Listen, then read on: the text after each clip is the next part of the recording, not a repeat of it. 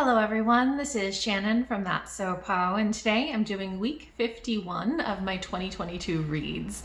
This week I mainly just read a bunch of really cozy, comforting reads, but I did have a couple of other things that I picked up, including one that I DNF'd. Timestamps and content warnings are in the description box below.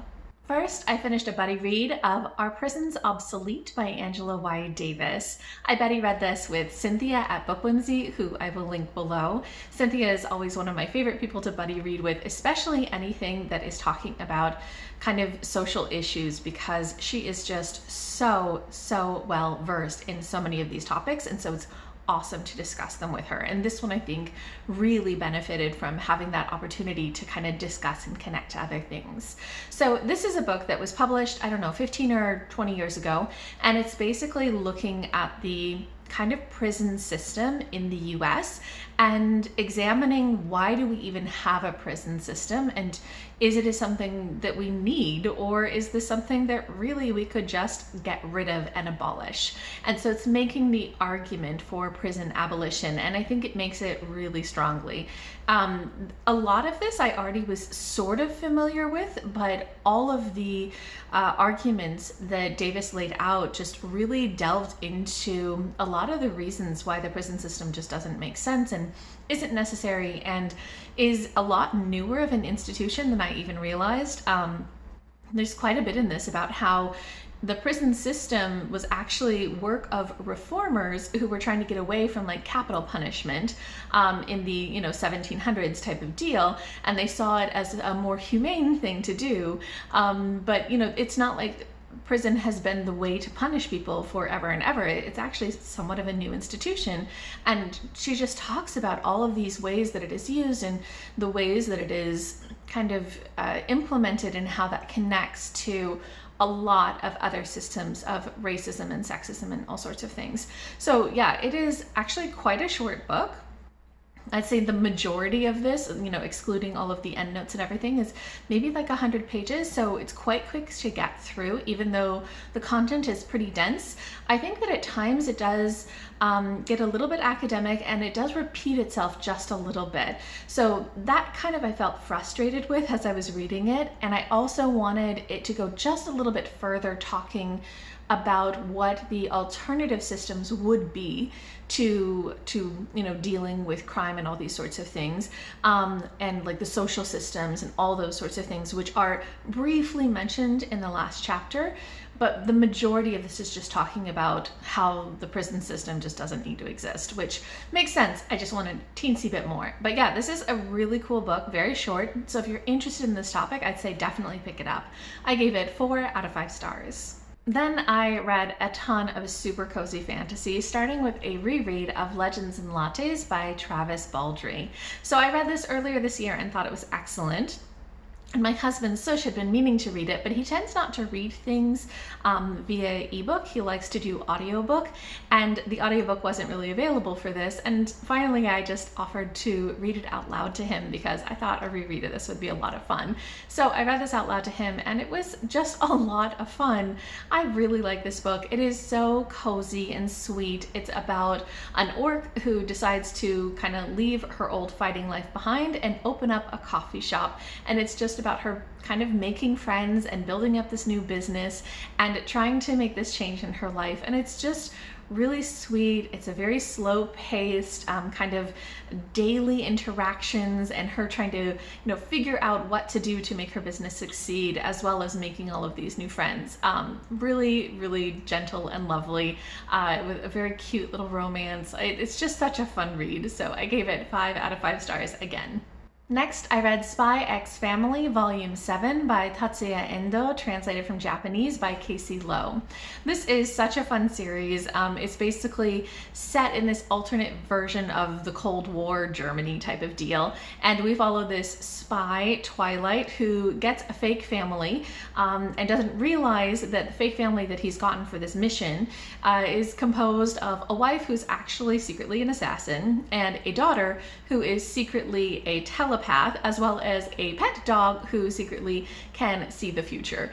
And they just have a lot of antics. The main goal is to infiltrate this academy where the daughter goes in order to get close to kind of a powerful political leader. This volume was filled with a lot of small, little kind of really cute chapters following some of the side characters, including the dog gets his own chapter, which is just so much fun. I don't think that this volume really kind of came together in a necessarily cohesive way, but it was really fun to get all of these little side stories and just see a lot of cuteness that the story has to offer. So I had a really fun time with this one, and I gave it 4 out of 5 stars. Then I read volumes 1 and 2 of Cinnamon Bun by Raven's Dagger. A couple months ago, I had read the Fluff series by Raven's Dagger, which I have a series review for, so I'll link it below, and absolutely loved it. And I'd been really wanting to try more by this author. And my husband, Sush, got me the Cinnamon Bun series because he knew I'd wanted to read it. So I've read the first 2 volumes this week, and it was just so cute. So this is a lit RPG series, which is basically like it shows stats for the characters, they level up, they have quests, these sorts of things. And the premise of this series is that we have a human teenager, Broccoli Bunch, who is transported into this fantasy world, and she is given a quest by the world to find the root of evil and get rid of it. But when she shows up, you know, she has virtually no powers, and she is class Cinnamon Bun, which nobody has ever heard of, and she's just super sweet, you know, too sweet for this world, that kind of idea, right?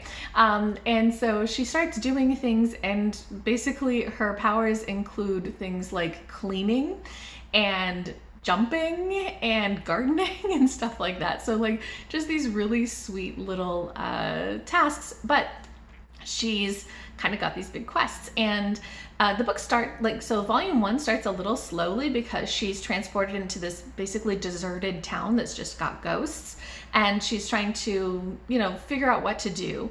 But then it starts to get going as she travels outside and starts meeting people, and she just wants to be friends with everybody, right? A really, really friendly person. She loves to go on adventures, and as she makes friends and goes on these adventures, it really picks up. So I had such a fun time with both of these volumes. In the first volume, she sort of finds her first friend, and in the second volume, they go on all kinds of adventures. They make another friend, they hang out with dragons, all sorts of cool stuff happens. I really like the world building in this. It's got you travel to a bunch of different places. You've got a lot of different types of people who, you know, have their own kinds of politics and history and everything like that. I think that the first volume does start a little slow, and I think that there's some aspects of the world building that I'm like, not so sure about. Things like, for example, there's these Grenoille people who are frog people, and they have like French accents, like, you know, stuff like that where it's a little bit questionable. Or sometimes there's these very, very mild sex jokes in the back that are, it's still very PG, but I'm just kind of like, I could deal without that.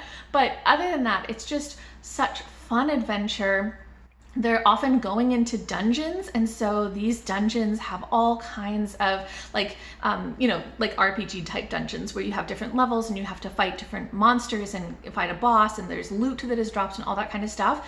And the creativity of these dungeons, and each one is themed around something, the creativity of just all of the different monsters and all of these different people that they meet, and seeing how Broccoli uses her different powers. It is just such a fun series. I really just devoured these 2 volumes, and I've already been working on the remainder of the series. It's such a fun series. So I loved this. I gave the first volume 4 stars and the second volume 4.5 stars, and I'd for sure recommend it if you're just looking for something super sweet and super fun.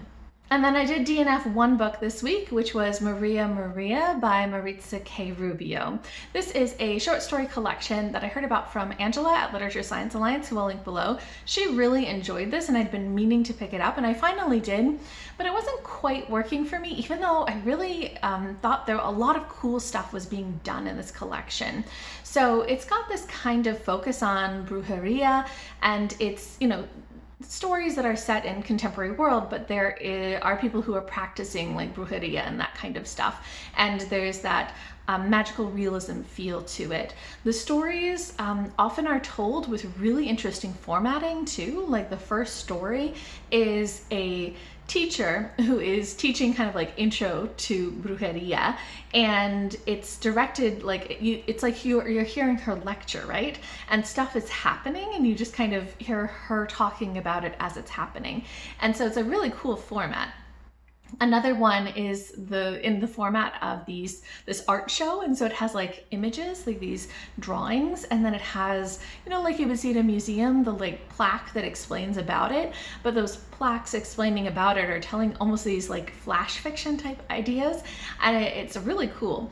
So I thought that the format of the short story collection was really interesting. It was doing really cool things, but I didn't find myself all that engaged in the stories, especially there's just like this hint of grimness, this hint of darkness to the stories. Not a lot, but just kind of that underlying like stuff is not so great type of feel.